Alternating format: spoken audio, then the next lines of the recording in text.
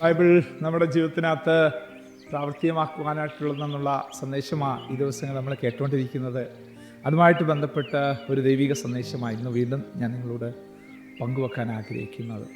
എത്ര വലിയ വ്യക്തിയാണെന്ന് പറഞ്ഞാലും ഒരു തെറ്റ് സംഭവിച്ചു, ഒരു തെറ്റ് നടന്നു എന്ന് ദൈവം നമ്മളെ ചൂണ്ടിക്കാണിച്ചാൽ നിശ്ചയമായിട്ടും അതിനകത്ത് ദൈവസന്നിധിയിൽ കുറവ് തുറന്ന് പറയാൻ, ഏറ്റുപറയാൻ നമ്മൾ കാണിക്കുന്ന ആർജവം നമുക്ക് തന്നെ അത് അനുഗ്രഹമായിട്ട് മാറും. മോർണിംഗ് മന്നായിലേക്ക് എല്ലാവർക്കും സ്വാഗതം. വീണ്ടും നല്ലൊരു പ്രഭാതത്തിൽ ഈ വചനം കർത്താവ് നമ്മളോട് പങ്കുവെക്കുകയാണ്. 2 ശമൂവേലിന്റെ പുസ്തകം 12-ാം അധ്യായം 13-ാമത്തെ വാക്യം. ദാവീദ് നാഥാനോട്, ഞാൻ യഹോവയോട് പാപം ചെയ്തിരിക്കുന്നു എന്ന് പറഞ്ഞു. അതിന് നാഥാൻ ദാവീദിനോട്, യഹോവ നിന്റെ പാപം മോചിച്ചിരിക്കുന്നു, നീ മരിക്കുകയില്ല. എങ്കിലും ഈ പ്രവൃത്തിയാൽ യഹോവയുടെ ശത്രുക്കൾ ദൂഷണം പറവാൻ ഹേതു ഉണ്ടാക്കിയതുകൊണ്ട് നിനക്ക് ജനിച്ചിട്ടുള്ള കുഞ്ഞ് മരിച്ചു പോകുമെന്ന് പറഞ്ഞ് നാഥാൻ തൻ്റെ വീട്ടിലേക്ക് പോയി. ആമേൻ. ഈ ഭാഗം നമുക്ക് നല്ലവണ്ണം അറിയാം. ദാവീദിൻ്റെ ജീവിതത്തിൽ വളരെ നല്ല ഒരു ആത്മീയ അനുഭവത്തിൽ പോയിക്കൊണ്ടിരിക്കുമ്പോൾ ഒരിക്കലും നടക്കാൻ പാടില്ലാത്ത ഒരു കാര്യം നടന്നു. അതുമായിട്ട് ബന്ധപ്പെട്ടുള്ള പ്രയാസങ്ങളിൽ ദൈവം, സാരമില്ല, അവൻ ദാവീദല്ലേ, എൻ്റെ ഹൃദയപ്രകാരമുള്ളവനല്ലേ, ഒരു തെറ്റില്ല സംഭവിച്ചുള്ളോ എന്ന് പറഞ്ഞ് സ്വർഗത്തിലത് എന്ത് ചെയ്തില്ല, അവനെ അങ്ങ് വിട്ടുകളഞ്ഞില്ല. ആമേൻ. ഈ ഭാഗം തിരുവചനത്തിനകത്ത് എഴുതി വെക്കുകയും ചെയ്തു. എന്തിനാ? ഈ 21-ാം നൂറ്റാണ്ടിലെ 3-ാം ദശകത്തിൻ്റെ പകുതി കഴിയുമ്പോൾ ഞാൻ നിങ്ങളിൽ ഈ ഭാഗം ചിന്തിക്കും. ദാവീദിന് സംഭവിച്ചതുപോലെ സംഭവിക്കാൻ പാടില്ല. സംഭവിച്ചു കഴിഞ്ഞാൽ തലമുറകളെ അത് ബാധിക്കാൻ സാധ്യതയുണ്ട്. അതാണ് തിരുവചനത്തിനകത്ത് എഴുതി വെച്ചേക്കുന്നത്. റൂട്ടുകൾ മാറിയാൽ, ഞാൻ പറയുന്ന ദൈവിക ശബ്ദം പ്രവചനാത്മാവിൽ പറയുന്നു, ദൈവം അനുവദിച്ചിട്ടുള്ള മേഖലയിൽ നിന്ന് റൂട്ടുകൾ മാറിയാൽ തലമുറകളെ അത് ഭയങ്കരമായിട്ട് എഫക്റ്റ് ചെയ്യും. തലമുറകളെ അത് ഭയങ്കരമായിട്ട് എഫക്റ്റ് ചെയ്യും. ദൈവം തരാത്ത ഒരു ബന്ധങ്ങളും നമുക്ക് വേണ്ട. ദൈവം അനുവദിക്കാത്ത ഒരു കൂട്ടുകെട്ടുകളും നമുക്ക് വേണ്ട. നോക്കിയേ, ഇവിടെ നടന്ന വിഷയം നമുക്കറിയാം. മോന്യരുമായിട്ടുള്ള യുദ്ധം നടക്കുമ്പോൾ ഊരിയാവിനെ അവൻ്റെ കയ്യിൽ എടുത്തു കൊടുത്തു വിട്ട് വാളുകൊണ്ട് വെട്ടുകൊണ്ട് മരിക്കത്തക്ക വിധത്തിൽ അവനെ വിട്ടുകൊടുത്ത ഒരു ദാവീദ്. എന്തുകൊണ്ടാ? അവൻ ചെയ്ത ഒരു പാപത്തെ മറയ്ക്കാൻ, അവൻ ചെയ്തൊരു തെറ്റിനെ മറയ്ക്കാൻ, തെറ്റുകളുടെ പരമ്പര തന്നെ അവൻ്റെ ജീവിതത്തിൽ കടന്നു വരികയാണ്.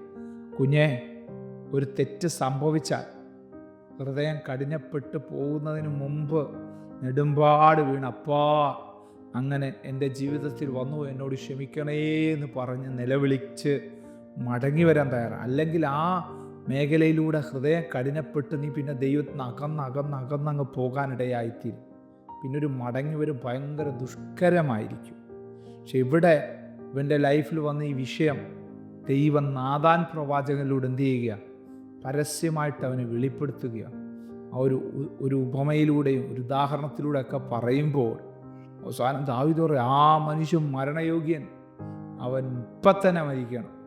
ഉടനെ നാഥാൻ പറയുക, അത് വേറെ ആരുമല്ല, നീ തന്നെയാ. എന്നിട്ട് പരസ്യമായിട്ട് അതങ്ങോട്ട് വെളിപ്പെടുത്തുമ്പോൾ അവൻ ചെയ്ത കാര്യമാ, ഞാൻ യഹോവയോട് പാപം ചെയ്തിരിക്കുന്നു, ദൈവത്തോടാ ഞാൻ പാപം ചെയ്തത്. കണ്ടോ, ഇവിടെയാണ് നമ്മുടെ മനോഭാവം വെളിപ്പെടേണ്ടത്. ഞാനായി തെറ്റ് ചെയ്തത്, എനിക്ക് എൻ്റെ കാര്യം നടക്കാൻ വേണ്ടി, പക്ഷെ ഞാൻ ചെയ്തത് ദൈവത്തോടാ. എന്തുകൊണ്ടാണ് ദാവീദ് അങ്ങനെ പറഞ്ഞേ? ദൈവമാണ് അവനെ ആ രാജസ്ഥാനത്ത് എത്തിച്ചതെന്നുള്ള ബോധ്യം അവനുണ്ടായി. 2, എൻ്റെ കാര്യങ്ങളെല്ലാം അറിയാവുന്നൊരു ദൈവം ഉണ്ടെന്നുള്ള ബോധ്യം അവനുണ്ടായി.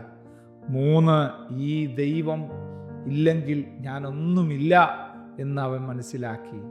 നിമിത്തം ഈ ദൈവത്തോടവൻ ഏറ്റുപറയുക. പക്ഷേ ദൈവം എന്താ അവിടെ ചെയ്തത്? ശരി, നിന്റെ പാപം ഞാൻ മോചിച്ചിരിക്കുന്നു എന്ന് പറഞ്ഞു. പക്ഷേ കുഞ്ഞിനെ ദൈവം ചെയ്തു, ബാധിച്ചു, കുഞ്ഞു മരിച്ചുപോയി. ഉപവസിക്കുകയും കരയുകയും പ്രാർത്ഥിക്കുകയൊക്കെ ചെയ്യുന്നത് നമുക്കിവിടെ കാണാൻ കഴിയും. പക്ഷേ ദൈവം ഡിസൈഡ് ചെയ്ത കാര്യം, ഞാൻ പറയുന്ന ആശയം നിങ്ങൾക്ക് മനസ്സിലായെന്ന് വിശ്വസിക്കുക. നമ്മുടെ ലൈഫിലും ഇത് നമുക്ക് പ്രാവർത്തികമാക്കാം. തെറ്റായിട്ടുള്ള ഒരു ബന്ധങ്ങളിലേക്ക് നമുക്ക് പോകാതിരിക്കാം. ദൈവത്തിന് ഇഷ്ടമില്ലാത്ത ഒരു കാര്യങ്ങളും നമ്മുടെ ജീവിതത്തിൽ ചെയ്യാതിരിക്കുക.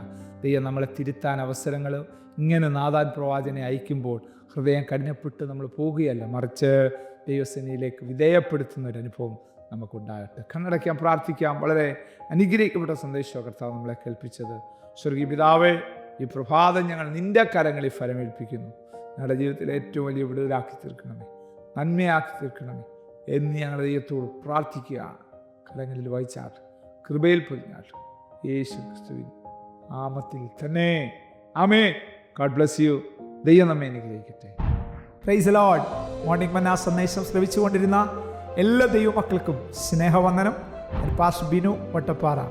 ഈ ദൈവവചന സന്ദേശങ്ങൾ തുടർമാനമായി ലഭിക്കുന്നതിനായി 9745600023 എന്ന വാട്സാപ്പ് നമ്പറിൽ ബന്ധപ്പെടാവുന്നതാണ്. നമ്പർ ഒരു പ്രാവശ്യം കൂടി ആവർത്തിക്കുന്നു: 97 45 60 00 23. ദൈവം നമ്മേവരെയും അനുഗ്രഹിക്കട്ടെ. God bless you.